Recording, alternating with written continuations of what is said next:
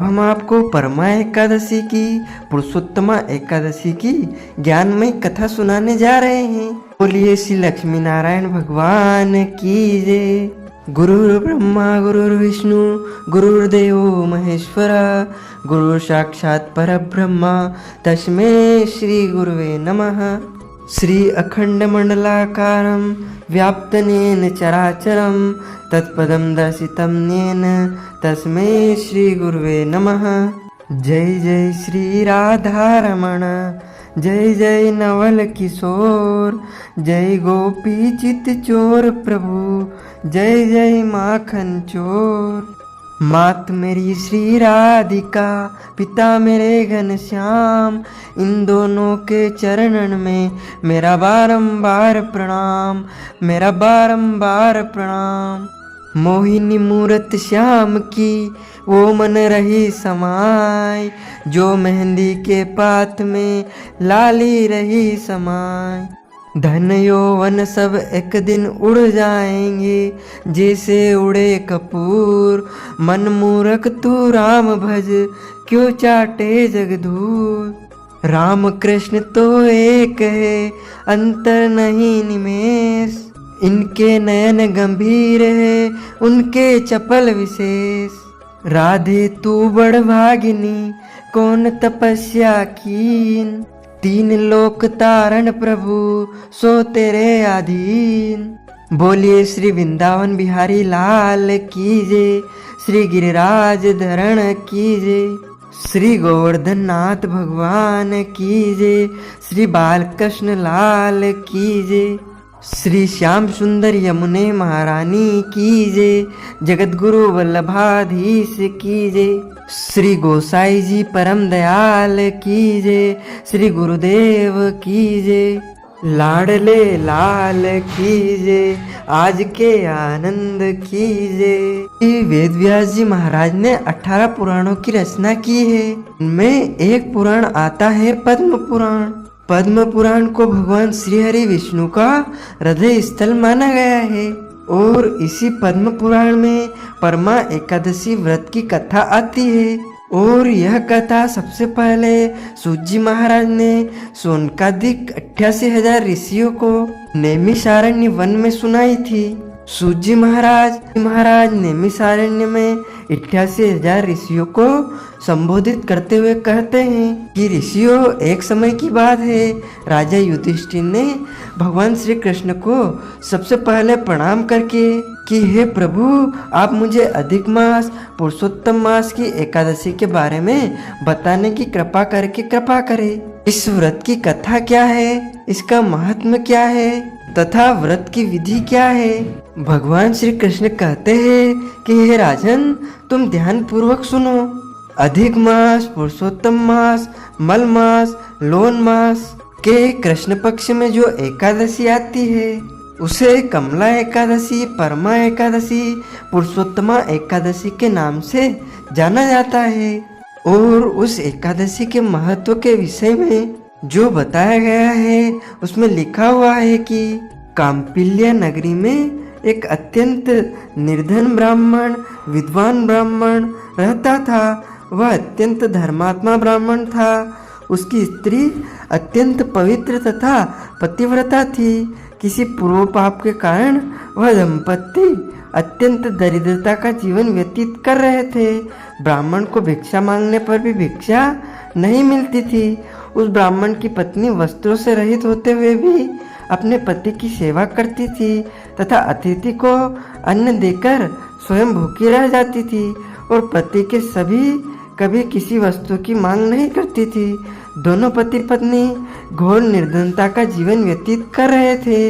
एक दिन ब्राह्मण अपनी स्त्री से बोला, हे प्रिय, जब मैं धनवानों से धन की याचना करता हूँ तो वह मुझे मना कर देते हैं। गृहस्थी धन के बिना नहीं चलती, इसलिए यदि तुम्हारी सहमति हो तो मैं परदेश जाकर कुछ काम करूं, क्योंकि विद्वानों ने कर्म की प्रशंसा की है।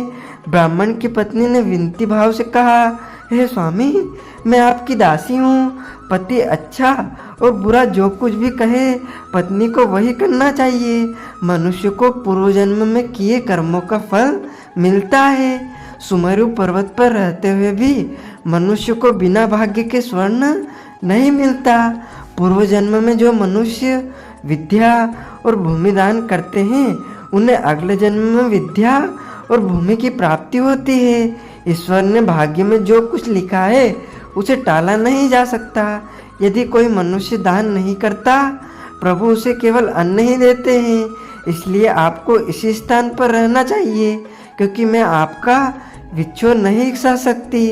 पति बिना स्त्री की माता पिता भाई ससुर तथा संबंधी आदि सभी निंदा करते हैं। इसलिए हे स्वामी, कृपा कर आप कहीं ना जाएं। जो भाग्य में होगा वह यहीं प्राप्त हो जाएगा। स्त्री की सलाह मानकर ब्राह्मण परदेश नहीं गया।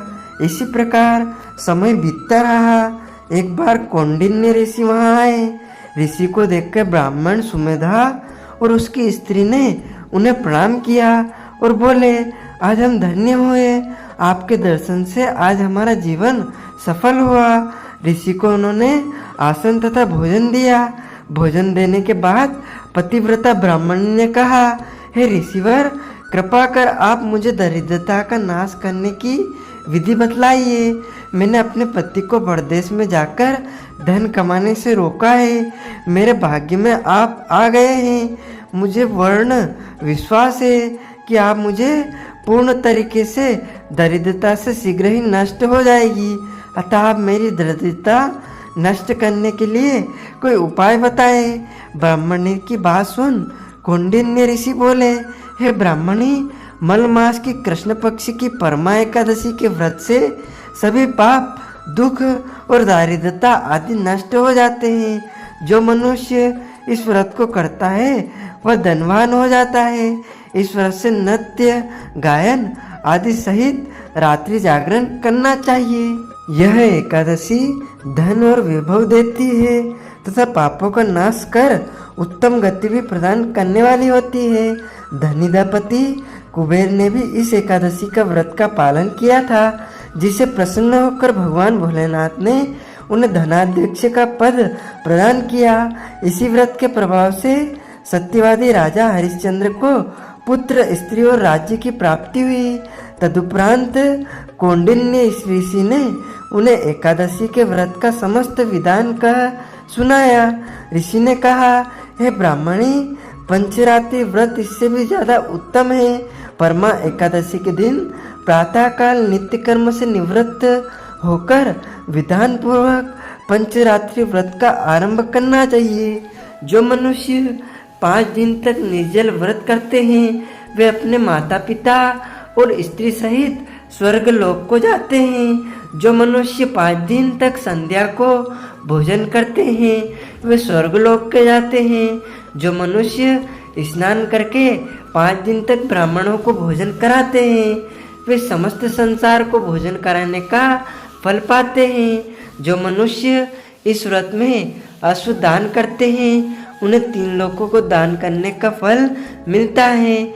जो मनुष्य उत्तम ब्राह्मण को तिल दान करते हैं, वे तिल की संख्या के बराबर वर्षों तक विष्णु लोक में वास करते हैं। जो मनुष्य घी का पात्र दान करते हैं, वह सूर्य लोक को जाते हैं। जो मनुष्य 5 दिन तक ब्राह्मणाचार्य पूर्वक रहते हैं, वे देवांगनाओं के साथ स्वर्ग लोक को जाते हैं। हे ब्राह्मणी, तुम अपने पति के साथ इसी व्रत का धारण करो। इससे तुम्हें अवश्य ही सिद्धि और अंत में स्वर्गलोक की प्राप्ति होगी। कौंडिन्य ऋषि के वचनानुसार ब्राह्मण और उसकी स्त्री ने परमा एकादशी का 5 दिन तक व्रत किया। व्रत पूर्ण होने पर ब्राह्मण स्त्री ने एक राजकुमार को अपने यहाँ आते देखा और राजकुमार ने ब्राह्मण की प्रेरणा से एक उत्तम घर जो कि सब वस्तुओं से परिपूर्ण था, उन्हें रहने के लिए दिया। तदुपरांत राजकुमार ने आजीविका के लिए एक गांव दिया। इस प्रकार ब्राह्मण और उसकी स्त्री की गरीबी दूर हो गई और पृथ्वी पर काफी वर्षों तक सुख भोगने के बाद पति पत्नी श्री विष्णु के उत्तम लोक को प्रस्थान कर गए। इति श्री ब्रह्मनारदीये पुरुषोत्तम मासे श्री एकादशी महात्मा संपूर्ण। बोलिए श्री कृष्ण चंद्र भगवान की जय।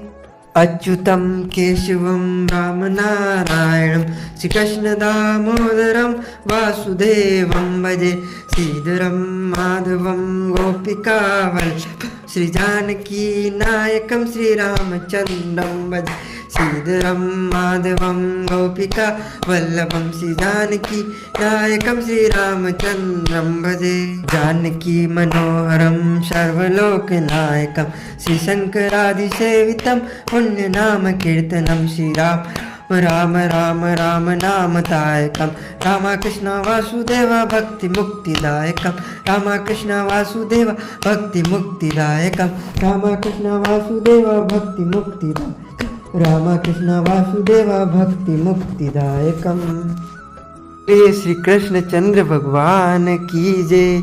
लक्ष्मी नारायण भगवान की जय। गोपाल कृष्ण भगवान की जय। श्री गोवर्धन नाथ भगवान की जय। श्री गिरिराज धरण की जय। श्री श्याम सुंदर यमुने महारानी की जय। तो जनों, माताओं, बहनों, इस ज्ञानवर्धक वीडियो को अधिक से अधिक शेयर कीजिएगा, लाइक कीजिएगा तथा कमेंट में सादर जय श्री कृष्ण अवश्य बोलिएगा। आपको और आपके पूरे परिवार को सादर जय श्री कृष्ण, सादर धन्यवाद।